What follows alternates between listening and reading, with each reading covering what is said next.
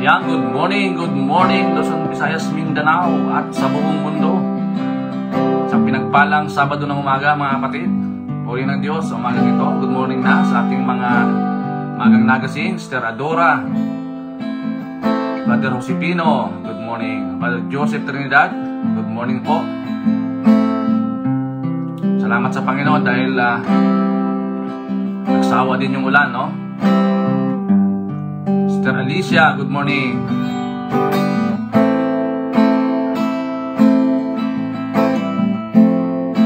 Hallelujah. Praise the Lord. Hallelujah.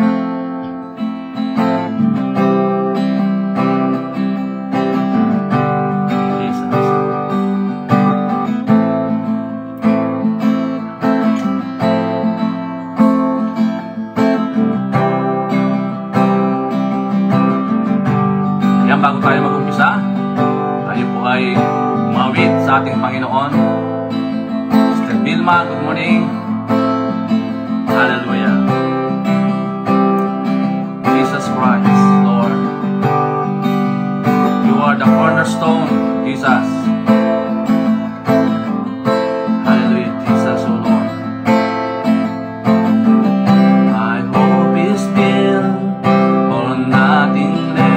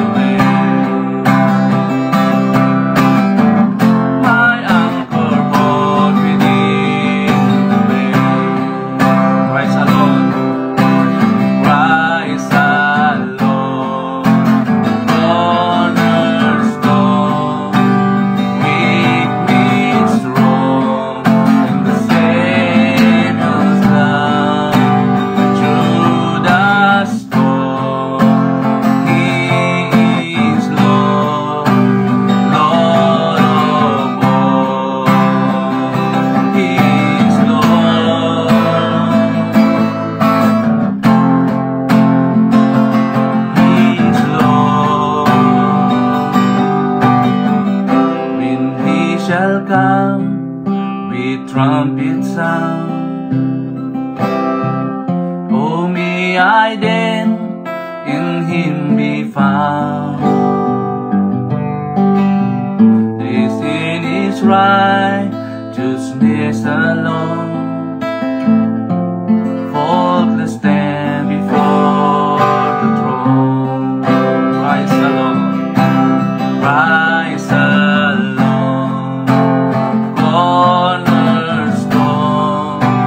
He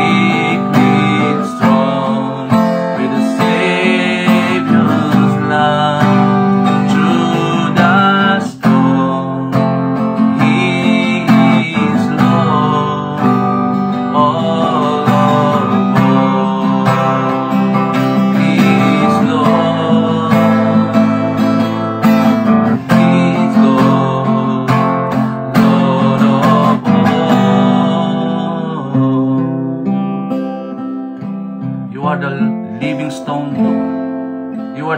cornerstone, Jesus. Hallelujah. Christ alone. You are worthy to be praised. There is none like you. Ama, salamat po sa umagang ito.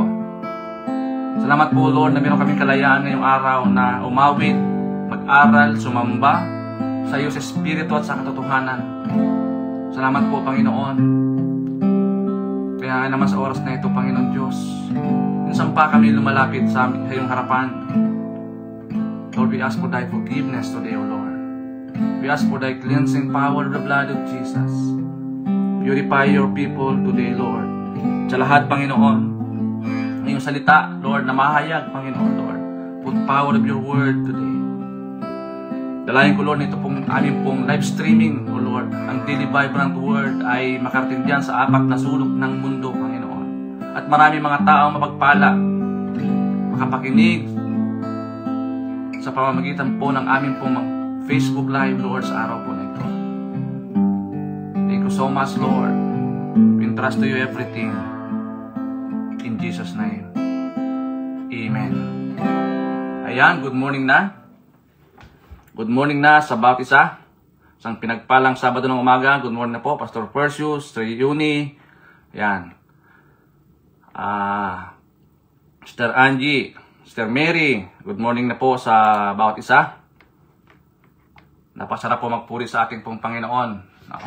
He is the cornerstone. Ayan. So, without further ado, tayo na po mag-umpisa sa ating pong topic, no? Ang pong topic ngayong umaga, God's plan are beyond human understanding.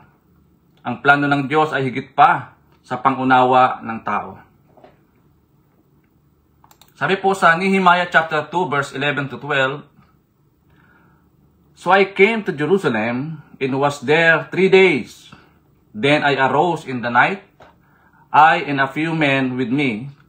I told no one what my God had put in my heart to do at Jerusalem, nor was there any animal with me, except the one in which I rode. Sa gayon, naparoon ako sa Jerusalem at nandoon ako ng 3 araw. Nang magkagayoy, bumangon ako sa gabi, ako at ang ilang lalaki na kasama ko. Hindi ko sinabi kanino man kung ano ang inilagay ng aking Diyos sa aking puso na gawin sa Jerusalem. Walang hayop na kasama ko maliban sa sinakyan ko. Ayan, purihin na po ang pagkabasa ng dakilang salita ng Panginoon. Sabi po dito, the famous quotes, no, quotation ni Benjamin Franklin, mga kapatid. Sabi niya, if you fail to plan, you are planning to fail. Ito madalas pa rin itong nababasa, no? Ginagamit ng mga preachers, no? Sabi niya, if you fail to plan, you plan to fail. At sabi pa nga ng isang author, sabi niya, a goal without a plan is just a wish. Sabi niya, a goal without a plan is just a wish.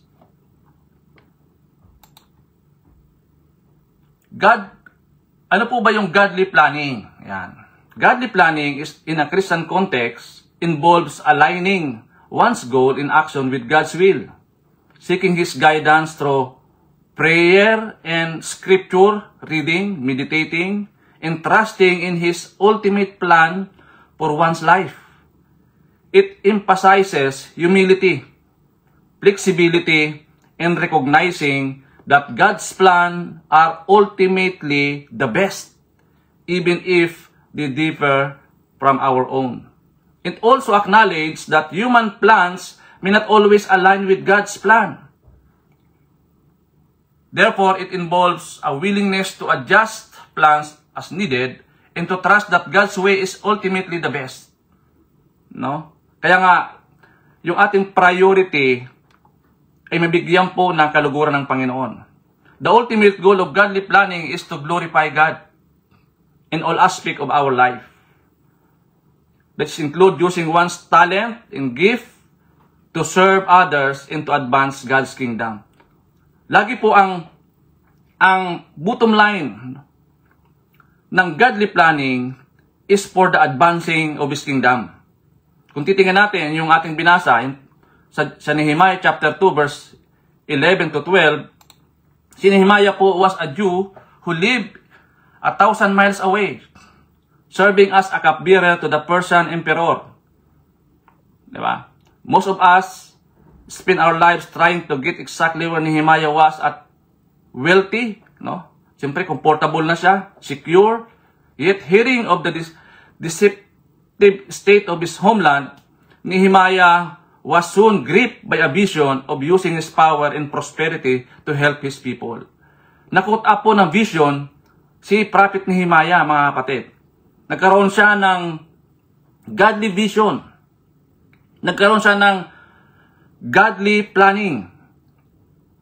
But a vision, sabi niya, but a vision without a plan is like a mirage or stuck up.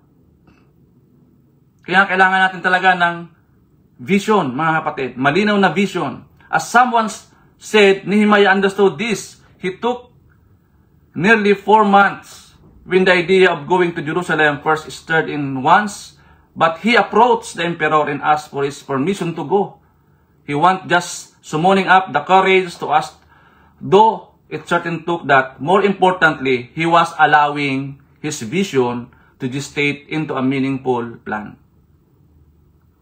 Kaya kapag ikaw po ay na-caught up ng vision, no, na nagkaroon ka ng vision, mga kapatid, iyan po yung lalakaran natin.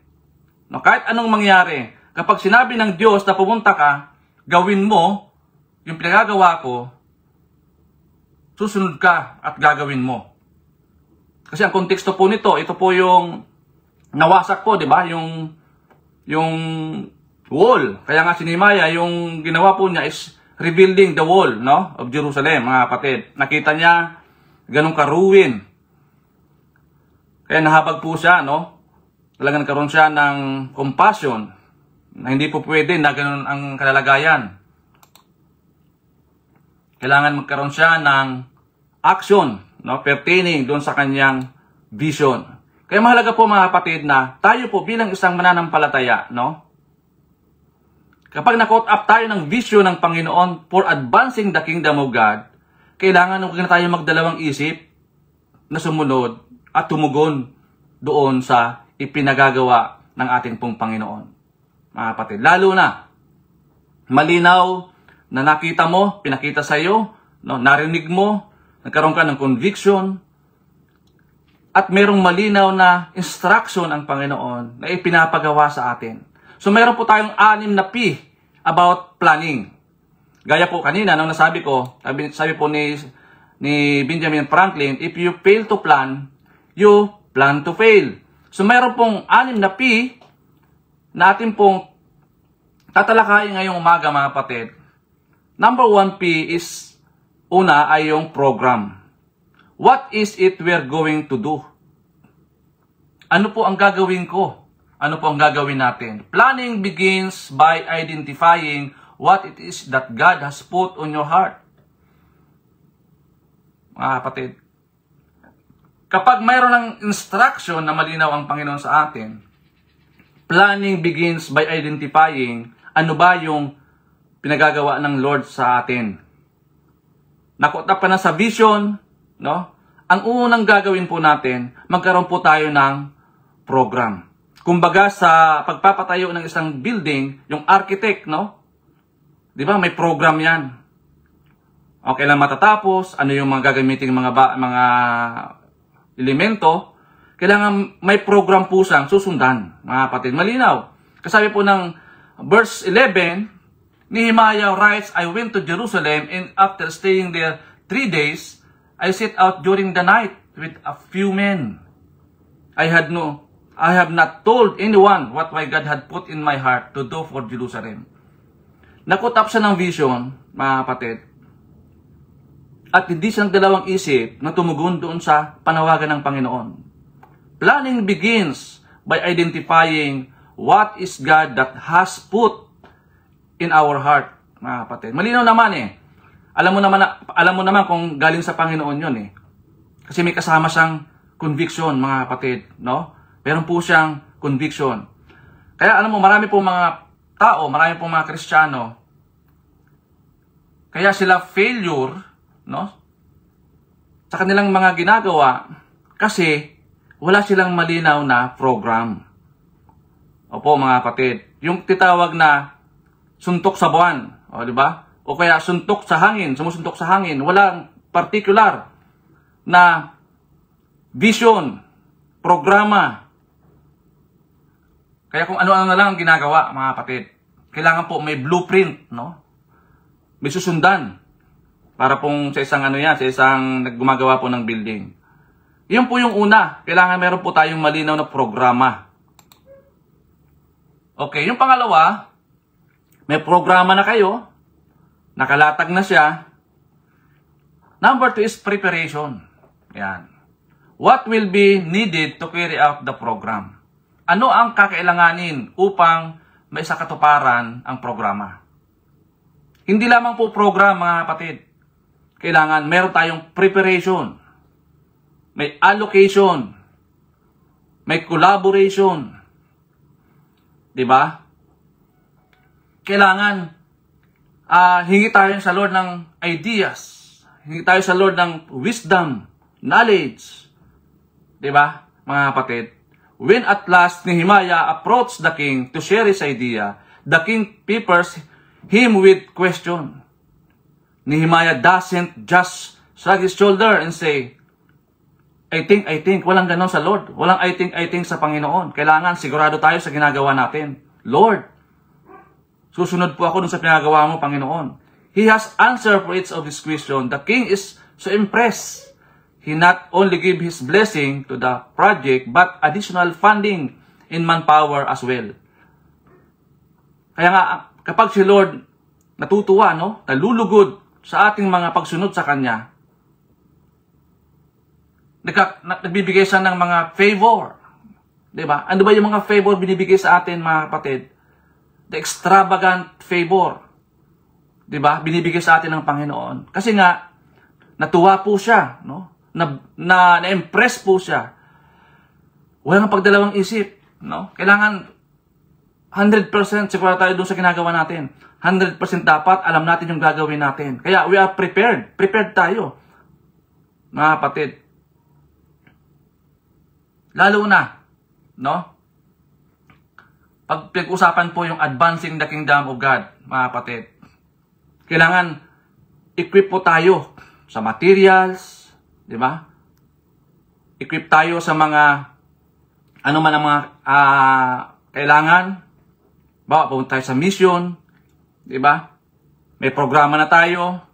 Kailangan yung preparation, kailangan malinaw. Hindi yung bagay na kung nandun na sa lugar, sa venue, doon pala naghahanap, no? Kailangan prepared na tayo bago tayo umalis, mga kapatid. Kailangan bold na tayo para din natin iisipin pa yung mga bagay-bagay. Ganun po ang ginawa ni Nehemiah, mga kapatid. Hindi siya dalawang isip ni approach yung emperor. Kasi iyon po yung vision.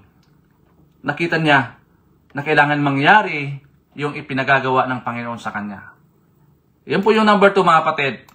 Okay, number 3, may preparation na, may programa na, kailangan natin yung personnel or manpower. Ayan. Kasi hindi natin kaya mag-isa ito mga kapatid.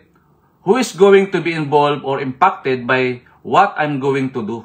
Sino ang magiging kasangkot o kaakibat, kasama sa aking mga gagawin? In advancing the kingdom, mga kapatid, kailangan marami po tayong gumagawa.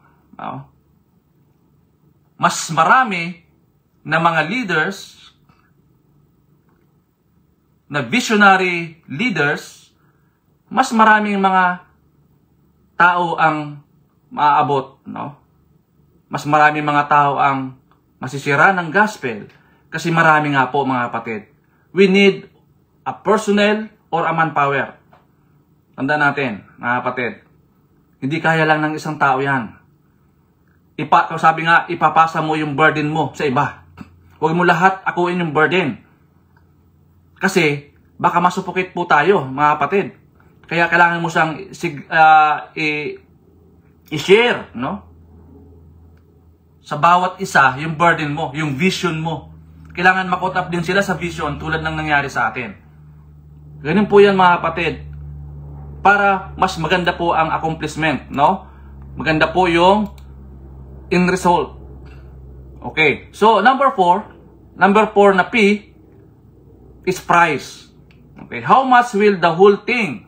Magkano ang magiging kakailanganin? Gagastusin? Okay, sa isang proyekto. Kasi kailangan natin isalang-alang, mga kapatid, yung mga gastusin siyempre. I'm sure, sabi dito, someone asked the question, how we gonna pay for this? And Nehemiah told them out of the royal treasury. It is never unspiritualized to ask the money question. It just is unspiritual to let money to be the deciding factor in your decision, mga kapatid, which tend to be what most churches do. There's always a delicate balance we have to preserve when it comes to money between exercising stewardship and exercising faith. No? Kahit anong gawin natin, mga kapatid, kailangan din natin ang pera. Hindi po masama ang pera, mga kapatid, no? Kasi iyan po yung kailangan natin para matustusan yung mga pangailangan ng ating mga proyekto. Di ba? Mga kapatid. Kailangan alam natin. Kaya nauna yung preparation eh. Nauna yung program. Di ba? And then yung preparation, yung pangatlo, tao, personnel. Yung pang-apat, yung kakailanganin. Mga kapatid. Magkano ba yung kailanganin? So number 5 ay problem. Yung pang-5 P, problem. What obstacles are likely to arise? Dapat tanong natin. Kasi along the way, minsan may mga lumulutang na mga problema. No? Dapat anticipated natin yon, mga kapatid, na mayroon talagang mga critics. Yan. May mga kontrapelo. Kumbaga, ano ang mga balakid ang malamang na lumitaw? Kung titingnan natin sa verse 19 ng Nehemiah chapter 2, we met a big problem. 3 men. Sino ba itong mga tatlong taong ito? Name, Sanballat, Tobiah, and Gesem. Sila po yung tatlo na naging balakid. Mga kapatid, meron talaga mga taong mag-question, di ba? Critics. Kasi si Satan, isa iyan sa unang-unang kumukontra, no? Sa gawain ng Panginoon, lalo na sa advancing the kingdom. Problems are part of life. How do we deal with them? You don't run from problems or sweep them under the rug. Diba? Kaya dapat pag may problema, huwag natin takbuhan. Harapin natin. No? With confidence, dalam naman natin na kapag kasama natin ang Panginoon sa lahat ng mga laban sa buhay, sa lahat ng mga battle sa buhay, tiyak magtatagumpay po tayo. So huwag tayong mabibigla, no? Huwag tayong ma-quote in a surprise, mga kapatid. Kasi marami po talaga mga bagay dito sa mundong ito na minsan na ginagamit si Satan para mahadlangan yung kanyang project, no? Lalo na meron talagang lalo pagdating po sa mga missionary works, mga kapatid. So, i-anticipate natin na talagang merong mga problemang a-arise, no? May mga balakid, nalilitaw yan along the way. So, kailangan handa po tayo na i-deal yung mga problemang ito. At alam naman natin na kapag si Lord ang kasama natin, walang magagawa ang kaaway. So, yung number 6P, last na P, mga kapatid, is progress. Siyempre, kapag na-accomplish mo na yung 5 na yon, diba? May programa ka na, may preparation ka na, may manpower ka na, mayroon ka ng price o mga pangailanganin, mga kapatid, and also, may a-arise yan na problema. So, after na-solve mo yung problema, magkakaroon ka na ngayon ng progress. Di ba? Na makikita mo na yung progreso. How will we know if this being done well? Kailangan mayroon tayong mga tawag ito. Kailangan may evaluation tayo. Ini-evaluate natin. May progreso ba? Diba? Dapat meron tayong ganong. Paano natin malalaman kung ito ay ginagawa ng maayos? Kailangan natin siyang isipin ng mabuti. No? God is all about progress. Kaya nga ang kalaban po ng progress is complacency. Diba? Pag ayaw mo nang magkaroon ng progress, gusto mo lang na nasa comfort zone ka, complacent ka sa ginagawa mo, ayaw mo nang mag-involve, ayaw mo nang makipag-collaborate, ayaw mo nang makipagtulungan, ang tawag nun, complacency. Stagnant, barrenness, ang tawag niyan. Kasi ayaw mo nang lumago, ano? He is about progress for this whole earth. God started with the little nation of Israel, but didn't stop there. He promised through Habakkuk, the glory of God will cover the earth as the water covers the sea. Nag-umpisa sa maliit hanggang sa palaki ng palaki ng palaki ng palaki. May progreso, mga kapatid. Kaya kapag ikaw po ay matagal ka ng mananampalataya, matagal ka na sa church, wala ka pang ministry, ay kailangan mong i-evaluate ang sarili mo. Ano ba ang problema? Kasi marami pong mga tao, complacent na lang sa kanyang ginagawa. Alam ko naman na may Diyos, okay na eh. Alam ko naman na may Diyos eh. Sapat na yun sa akin na alam ko na may Diyos. Di ba? Hindi po sapat, no, mga kapatid. Kailangan, kung anong pinagagawa sa atin ng Panginoon, tayo po ay tumalima at sumunod, mga kapatid. Yan po yung taong gusto ng progreso. Oo, mga kapatid. Kailangan meron tayong continuity. Hindi lamang continuity, dapat consistency din meron tayo. Hindi tayo nang hihinawa. Diba? Kasi nga, process nga yan eh. Wala naman na on the spot. Diba? Na success or na wealth. Wala naman na on the spot, pagising mo, yun na eh. Hindi po. Talagang kailangan natin siyang i-work out. Kailangan tayong mag-sacrifice. Diba? Kapatid, God is all about progress. Gusto ng Lord na tayo po ay nagle-level up. Gusto ng Lord na tayo po ay nakikita niyang lumalago tayo spiritually. Ayaw niya ng stagnant Christian. Ayaw niya ng barrenness. Diba? Marami po mga Kristiyano, no? Barren.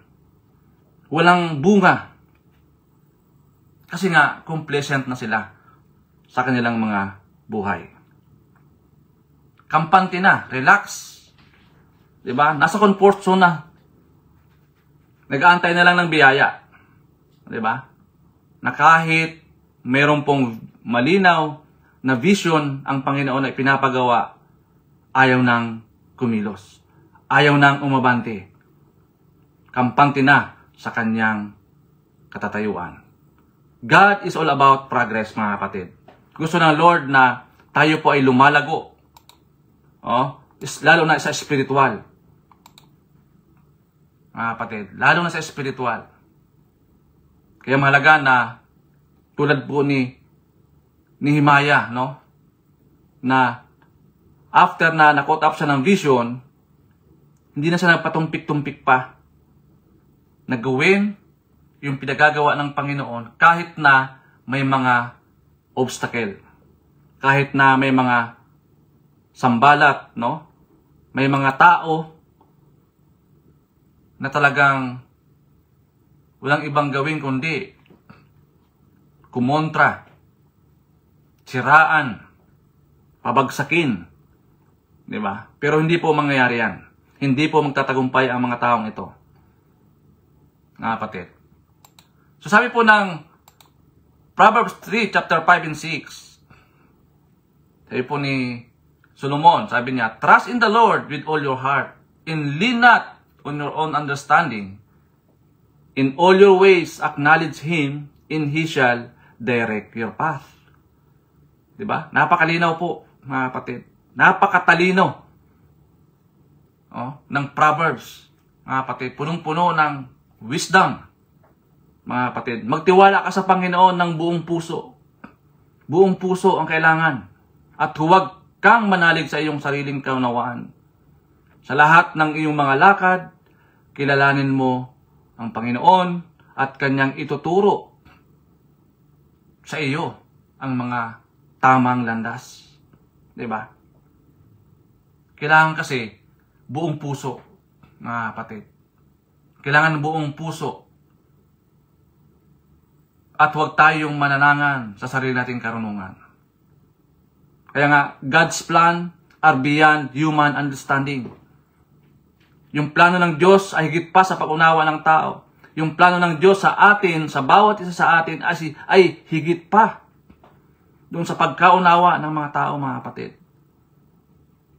Hallelujah. Ayan, good morning na po sa lahat. Salamat po sa Panginoon. I do hope meron tayong napulutan ng aral, no? Sa araw po na ito. Mga kapatid, good morning na, Sister Lori, Sister Ana. Ayan. Good morning na po sa lahat, mga kapatid. Napaganda po yung ating tinalakay ngayon. Sabi po ni Benjamin Franklin, napakalinaw, if you fail to plan, you plan to fail. Hallelujah. Salamat sa Panginoon. Purihin po kayo, Panginoon, sa araw na ito. Dakilain po ang iyong pangalan. Lord, tunay na bilang tagasunod mo, Panginoon, may mga obstacle, no? Meron po mga problems. Lord, dalayan ko po, Lord, sa tuwing kami nakakaranas ng mga obstacle, problems, Lord, sa pagsunod sa iyo, O Lord, for advancing the kingdom of God, hawiin niyo po ito, Panginoon. Alisin niyo po sa amin, Panginoon, mga balakid na ito. At gawin niyo po kaming, Lord, na yung progress namin, Panginoon, ay magtuloy-tuloy. Huwag kaming manangan sa aming sariling karunungan, ba't magkatiwala po kami sa inyo 100%. Pagkatiwala po namin sa iyo, magpalang kamay, Lord, ang mga plano namin, Panginoon. Lord, malinaw po sabi mo, God, that many plans of man's heart, but the Lord's plans will prevail. Salamat, Ama, sa oras na ito. Meron kaming kakayanan, meron kaming kalakasan, dahil alam namin, Panginoon, binibigyan mo kami ng wisdom na nagmumula sa iyo. Lord, minsan pa dinadalayan ko din, Lord, nga taas ang aking mga kapatid ngayong araw. Sila po ay nagdiwang ng kanilang mga kaarawan. Lord God, pagpalaan niyo po ang kanilang mga buhay. Give them favor, Panginoon. Even ang mga kapatid namin na nagdiwang ng mga anniversaries. Hallelujah. Give them favor, Lord, sa araw po na ito. And also, Lord, we remember our loved ones, Lord, today na meron po silang karamdaman. God, akin pong inaalala, Panginoon, si Brother Conrad, si Brother Eugene. Lord, sila po ngayon ay may mga malubhang karamdaman, Lord. Sa pangalan ni Jesus, sipuin niyo po ang kanilang mga buhay at i-restore, Panginoon, ang kalakasan nagmumula sa iyo. Ipadalin mo, Panginoon, kagalingan nagmumula sa iyo, Panginoon, Lord. Hallelujah in Jesus' name. Salamat po sa araw na ito. Gawin niyo pong mabunga. At, Lord, mapagpala ang araw po na yung Sabado sa bawat isa sa amin. Meron pong magtatrabaho. O God, may mga businesses, Lord. Patuloy mo pagpalain. Give them favor, Lord God. Higit sa lahat, igawad mo sa amin, Panginoon, ang pag-iingat mo, Diyos. Salamat din po, Lord God, na minsan pa, sinustain mo po kami, Panginoon, sa nakarang mga araw ng punong-puno po ng pagbagyo. Salamat po, Panginoon, dahil, Lord, sinustain mo, Panginoon, ang iyong mga anak. Wala ni isa sa amin, O Lord, ay napahamak. Dahil alam namin, Panginoon, narayang ka lagi on the rescue. Thank you, Lord, once again sa araw po na ito. Make this day fruitful and victorious. Empower us, strengthen us today. In the name of Jesus. Salamat, all the glory, honor, and praise in Jesus' name. Amen and amen. Yan po, bye-bye mga kapatid. God bless po. To God be all the glory. Ayan po, marami pong salamat. Pastor June Vilas from Lubang. Ayan, kumusta dyan po sa Lubang. Ayan po mga kapatid. Salamat po. God bless.